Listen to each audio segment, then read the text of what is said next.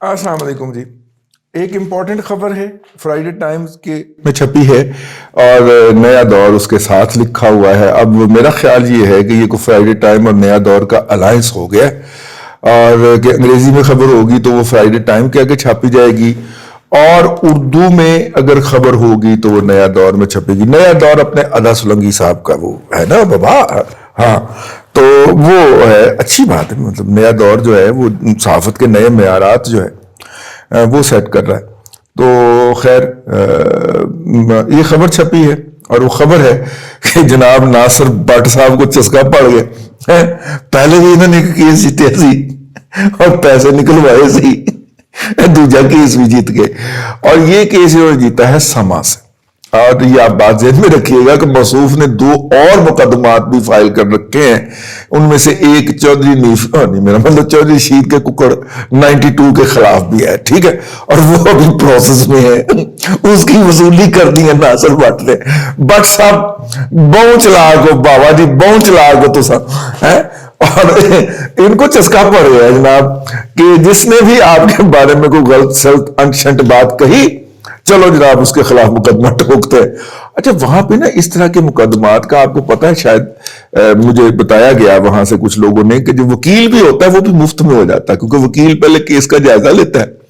जब उसे 100% श्योर होता है ना तो फिर वो कहता है कि जनाब इतनी डेफेमेशन उसको डालते हैं, डैमरेज डालते हैं और इतने पैसे मेरे ख्याल आधो आध का होता है कि अगर मैं आपको 1 करोड़ रुपया उनसे जीत के दूंगा तो 50 लाख मेरे,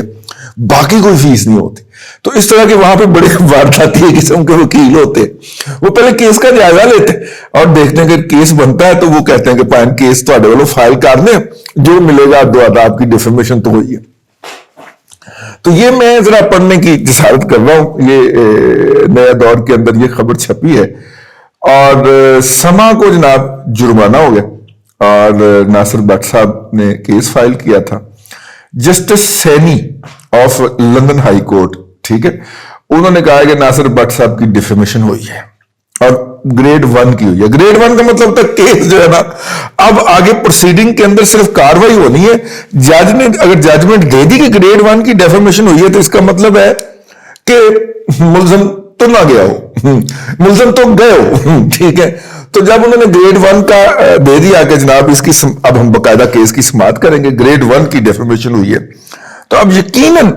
वो मौका देते हैं मुलजम को कि भजन ये मुद्दई को अगर तुम राजी कर सकते हो तो कर लो। तो मुद्दई का वकील और मुलजम का वकील फिर मिलकर बैठते हैं,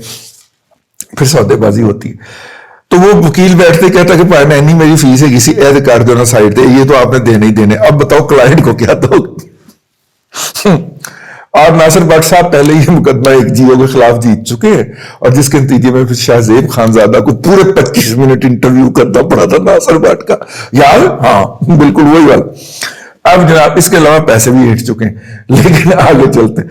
अब जनाब उन्होंने नासिर भट्ट साहब जो हैं उन्होंने कहा कि जी एक केस इन्होंने एक प्रोग्राम इन्होंने किया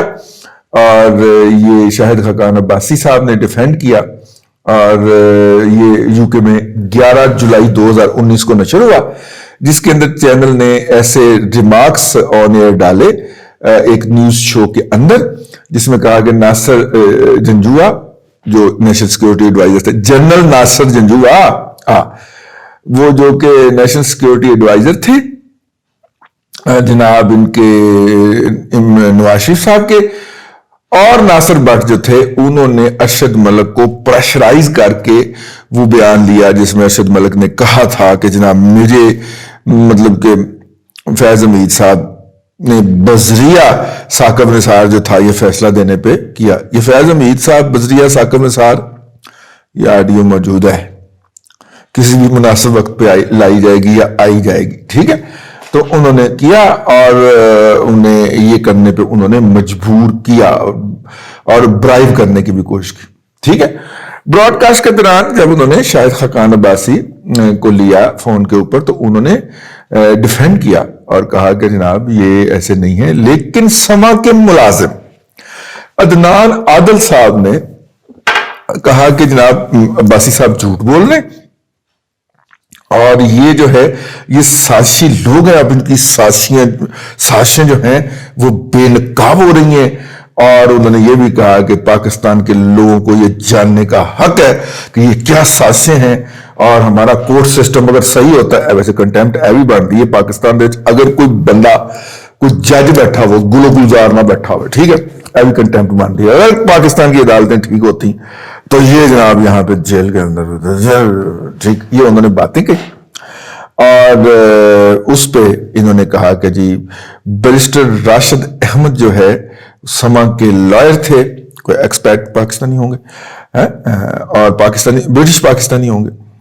تو وہ انہوں نے کیس میں ڈیفینڈ کیا، جبکہ بیرسٹر ڈیوڈ لیمر جو ہیں بڑے بدنام قسم کے، بلکہ مشہور قسم کے کہیں، میں بدنام قسم کے تو مزہ لینے کے لیے کہہ رہا ہوں، چیزہ لے رہا ہوں، بھٹ صاحب دیتے ہیں رقمہ ہے تو مزہ ہی نہیں لینا تو اور کے نہیں لینا ہے۔ بھٹ صاحب جو ہے انہوں نے جناب وہ بدنام قسم کا بلکہ معروف قسم کا جو گورا ہے اس طرح کے مقدمات کے لیے ان کو چنا۔ میں نے مرزا علی شاہ نے بتایا بھٹ صاحب، اچھا یہ جناب انہوں نے ان کو چنا، اور پھر وہ جناب مطلب کہ دونوں پارٹیوں نے جس کیس کا حوالہ دیا وہ میر شکیل الرحمان اور ورسز اے آر وائی والی ججمنٹ تھی۔ 2016 میں میر شکیل الرحمان صاحب نے اے آر وائی کی منجی ٹھوکی تھی، وہ والی ججمنٹ کا حوالہ دیا، اور جج صاحبہ نے کہا، سینی صاحبہ نے کہ جناب نہیں، ڈیفرمیشن تو ہو گئی ہے، تو اب جناب ان کو موقع ملا ہے کہ وہ کریں۔ یہ بات جو ہے انہوں نے پھر سینی صاحبہ کی آبزرویشن ہے اس کے اندر، یہ پوری خبر جو ہے یہ انہوں نے چھاپی ہوئی۔ دو باتیں جو ہیں اس کے اندر مسنگ ہیں اور ظاہر ہے وہ نہیں کہی جا سکتی تھی۔ ایک تو یہ بات ہے کہ ناصر بٹ صاحب جو ہے نا، انہوں نے اس کے علاوہ ابھی تک جو ان کا کیس انڈر پروسیس ہے وہ دنیا کی اگینسٹ بھی انہوں نے کر رکھا ہے۔ اپنا میاں عمر صاحب اتحاد ٹاؤن جو پنجاب کالج والے، ان کے خلاف بھی کیس کر رکھا ہے، اور اسی طرح 92 نیوز چودھری رشید کا ککڑ جو ہے، اور ککڑ نہیں پھانس جانا جی کسی دن، ٹھیک ہے، وہ ککڑ کے خلاف بھی کیس کیا ہوا۔ یہ دونوں کیس ابھی تک زیر سماعت ہیں، پینڈنگ ہے، پینڈنگ ایڈجوڈیکیشن ہے، ویٹنگ فار اٹس ٹرن والا معاملہ ہے اس کے اندر۔ تو وہ جو ہے وہ جی ناصر بٹ صاحب نے کیا ہے، اس میں جو دکھ کی بات ہے ذاتی طور پہ میں سمجھتا ہوں وہ یہ ہے کہ اس دوران جناب عدنان عادل صاحب جو ہیں ان کو سما سے فارغ کیا گیا۔ میرا خیال یہ خبر آج میری نظر سے گزری ہے، آج چھپی ہے، لیکن یہ ادارے کو جس کے خلاف فیصلہ آیا اس کو تو انٹیمیشن پہلے چلی گئی ہوگی، تو انہوں نے پہلی فرصت میں عدنان عادل صاحب کو فارغ کرنا ضروری خیال کیا۔ عدنان عادل صاحب جو ہیں اگر وہ ملازم تبصرہ نگار ہیں تو یقیناً ان حدود سے باہر نہیں جا سکتے جو ادارے کی اعلیٰ انتظامیہ نے، جن کے اندر ڈائریکٹر پروگرامنگ یا ڈائریکٹر نیوز یا سی ای او آتے ہیں، انہوں نے سیٹ نہ کی ہوں۔ یہ بالکل ایسا ہی ہے کہ آپ مطلب کہ طوطے کی بلا اور طویلے کے سر کر دیں، اس کے اندر تو ایگزیکٹو پروڈیوسر اس پروگرام کا ذمہ دار ہوتا ہے کانٹینٹ آن ایئر جانے کا، اور اس کے علاوہ ڈائریکٹر پروگرام اور پھر سی ای او، یہ تینوں پارٹیاں لائن اپ میں ہوتی ہیں۔ ہم نے کیس بکتے ہوئے پائے، ٹھیک ہے، اور میر شکیل الرحمان تک لائن جب قائم ہوتی تھی کہ جناب اس نے خبر دی ہے، میر شکیل الرحمان مالک اخبار کا، اور نیچے جناب سلیم بخاری صاحب اور فلانا اور ٹمکانا، پوری چین کو چن کے وہ رسپونڈنٹ بنایا کرتے تھے، ٹھیک ہے، اور عدالت میں پیشیاں ہوتی تھی۔ تو یہ اکیلے عدنان عادل کا قصور تو کوئی نہیں ہے بھائی، اسے آپ نے جتنی سپیس دی ہوگی کہ اس سپیس کے اندر ان پالیسی لائنز کے اوپر آپ نے تجزیہ کرنا ہے، وہ تو بیچارہ وہی تجزیہ کر رہا ہوگا نا، تو لہٰذا یہ زیادتی والی بات ہے۔ عدنان عادل صاحب کو 4 دن پہلے سما سے گڈ بائے ٹاٹا کر دیا گیا، ان کو کہا گیا کہ آپ آفس تشریف نہ لائیں، آپ ہمارے لیے مر گئے، ہم آپ کے لیے مر گئے۔ اور اس میں دکھ کی بات یہ تھی کہ یہ خبر جو ہے یہ اس اخبار نے چھاپی یا اس جریدے نے چھاپی، ہفتہ روزہ دی فرائیڈے ٹائم، ویکلی دی فرائیڈے ٹائم، TFT بھی اس کو ہم بولتے ہیں، جس کے اندر ان کا بیشتر کیریئر گزرا، بلکہ اگر آپ کہیں کہ ان کے کیریئر کو جمپ ہی وہیں سے ملا اور ان کی پہچان ہی ایز اے صحافی وہاں سے بنی تو بے جا نہیں ہوگا۔ تو اتنے عرصے تک یہ TFT کے پیجز کے اوپر چھپتے رہے اور بہت بڑے بڑے تجزیے فرماتے رہے، اور وہ تجزیے وہاں پہ جگہ پاتے رہے۔ اب ان کا نام آ رہا تھا خبر میں، تو سابقہ ادارے کو اتنی ایک فیور تو کر دینی چاہیے تھی کہ وہ نام کو ذرا اوپر نیچے کر دیتے یار ہے. میرا مطلب ہے کہ نام روک ہی لیتے, خبر بے شک دے دیتے, سما کا نام چلا جاتا. اب وہ میرا مطلب ہے کہ مجھے اچھا نہیں لگا, دل ہی ٹوٹ گیا یار. لیکن اس کے ساتھ ایک اور بات جو میں کہنا بہت ضروری ہوگی پاکستان کے ان تمام صحافیوں کے لیے جو پاکستان کے میڈیا کے اندر کام کرتے ہیں اور کچھ واٹس ایپ آنے کے بعد جو کچھ منہ میں جو کچھ کہا گیا ہوتا ہے وہ آگے اگل دیتے ہیں, الٹی کر دیتے ہیں, کر دیتے ہیں سکرین کے اوپر یا پیج کے اوپر. تو ان کو اب ذرا محتاط ہو جانا چاہیے, کیونکہ جتنے بھی شفیق اور مشفق لوگ ہیں بھلے ہی جرمانے کی رقم قومی خزانے سے سر انجام آپ کو ادائیگی دے دیں, لیکن یار جو آپ کی کریڈیبلٹی ڈیمیج ہوتی ہے وہ تو یہ ریپیئر نہیں نہ کر پائیں گے. میرا مطلب ہے کچھ 4 لوگ اگر آپ کے ایز اے صحافی آپ کی بات کو ماننے کو تیار ہوتے ہیں تو ان 4 کا بھی دل ٹوٹ جاتا ہے بیچاروں کا کہ یار یہ بھی ایسا ہی نکلا, اور اتنے بڑے دعوے اور اتنے بڑے تجزیے اور اتنی بڑی یہ باتیں, اور انصاف کے ایک نیوٹرل معیار پہ پورا نہیں اتر سکا. بہرحال جو ہوا ہے وہ نہیں ہونا چاہیے تھا.